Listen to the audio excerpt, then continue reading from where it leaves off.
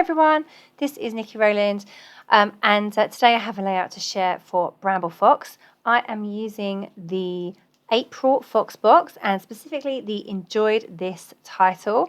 I'm also using this cool little set. It's new to the shop and I don't know what it's called yet. It hasn't yet got a name at the time of recording. So it will appear in the shop, I'm sure, and it will sell out immediately because it's fantastic.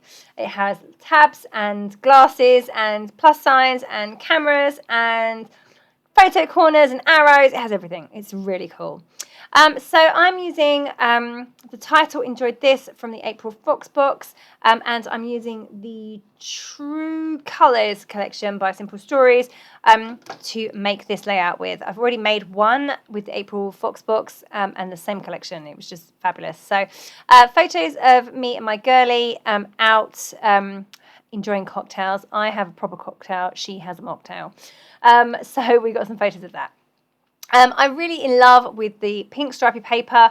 It's from a whole sheet of stripes, and then I have this fabulous, look at that, pixelated paper. I've used it already, I think for a Simple Stories design team assignment. I'm not sure if it's out yet.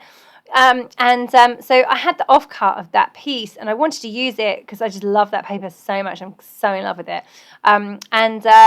I just wanted to give my striped circle a border, but I didn't quite have enough. So I'm just patching that bit at the bottom there. You can just about see it. And I'll cover that up with that join with some embellishments.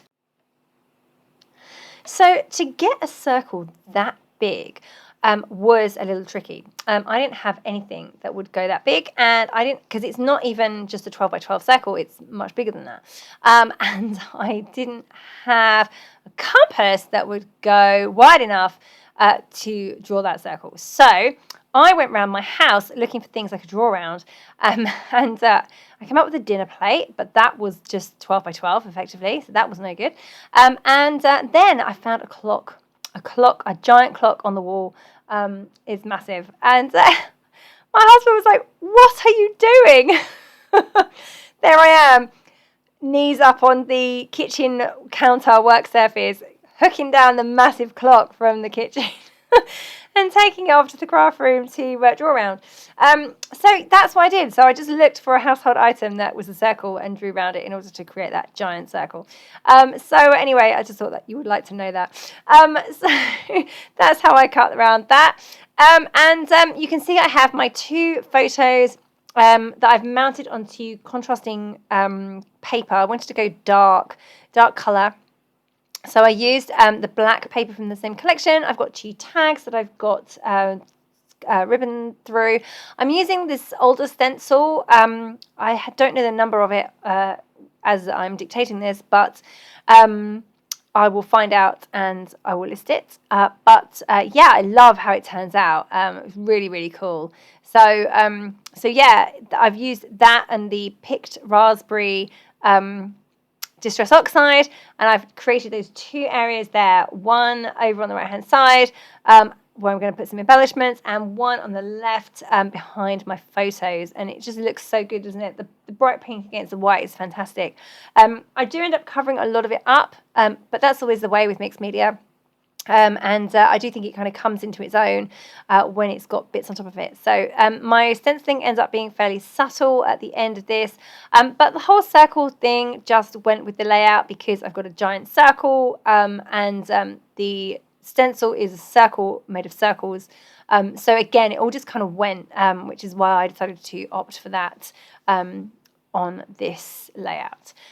Okay, so I'm building up my clusters. I've got these lovely, kind of chipboard layered stickers from the True Colours collection, and I had this big strip that I wanted to use, which we had a camera on it, but I couldn't make it work. I think it's because it was a horizontal strip, and I've got vertical stripes going down on my layout, and it just wasn't working for me. So I ended up cutting it and splitting it into two pieces and using it that way. So that worked fine. I've obviously got the Enjoyed This title, and I want the arrow to be pointing towards my photos.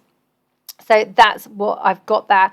I love how pops against the pink. I do love a black perspective, to be fair, because it goes with everything and shows up really well against different backgrounds. Now, it helps that my background, even though it's quite busy, it isn't really that busy. It's ombre stripes, and they're not patterned, so therefore it's because it's a plain background, even though it is stripy, because it's fairly plain, the perspective shows up really, really well. So that's good. So yeah, so that works well. By bringing in the black of the title, I also wanted to bring in more of the black colour to the layout. So that's why I've gone for black around my photos. I've got the black gingham ribbon. I've got that capture the moment sign that's got a black background. At the top, I've got the black part of the camera. So I just wanted to kind of bring it in a bit. Now I'm coming in and adding all the bits and pieces from the little perspective set that is which shall not be named because I don't know the name. But I've got the arrows that I'm adding in there. I love those. I love those curved arrows. And I'm adding in kind of plus signs. I think I'm going to add in an alarm clock. I've got the tabs going on. I've got the page tabs. All sorts of things in this layout. Just fabulous. I love the glasses as well. Even though none of us wear glasses, we all wear sunglasses and we're always on holiday. So they figured that works. And the little plus signs are cool. They're just, a little extra something to add extra details to the layout as well. You can see that I toyed with the idea of adding in some more stenciling, but I decided against it because if I added stenciling, I would need to add more embellishments, and this layout's looking fairly busy as it is. But I was worried about my background. It didn't quite look as good as I'd hoped. It didn't stand out quite as well, maybe because of the variation in the colour tones. The peachy colour in the middle wasn't sitting right with me, and I just felt that it needed a bit more definition or separation. The stripes from each other needed a bit more separation. So I just used my grey journaling pen to doodle some lines, some dotted lines, so dash, dash, dot, long dash, etc. Onto the stripes there just to give them a bit of separation. It's not perfect, but it looks okay. I'm happy with it. But yeah, the colours just didn't quite go as well as I thought they would. So anyway, that's how I dealt with that. But it's not a problem. It's not bad enough to need to change it or anything. It's just that was one little thing that was niggling at me. And now I'm just adding in some sequins. So I've got a couple of sets there by Spiegelmum Scraps. So just putting those on there. I've added a little bit of twine. It's because one of the perspectives from that set has a little tag in it and it has a hole in. So I decided to tie through some bright pink twine.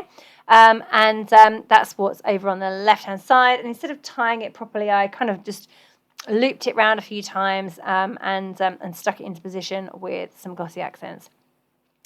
Okay, so I'm pretty much done.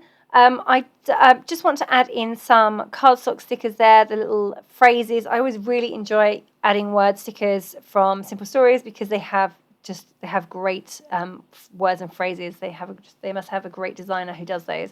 They always work really well. So pleased as punch. Well, that goes brilliantly with my cocktail. Take the photo. This was so great. And at the top, I've got happy heart. So lots of nice little generic phrases there. Just finishing off with a few splatters of black paint, and that is me done. So there you go. There is the completed layout. I hope that you enjoyed seeing it come together. I loved all the products that I used. I loved the title and all the little bits and pieces from that set. It's just fabulous. So there we go. All done. Thank you so much for joining me today. That was Nikki Rowland for BrambleFox.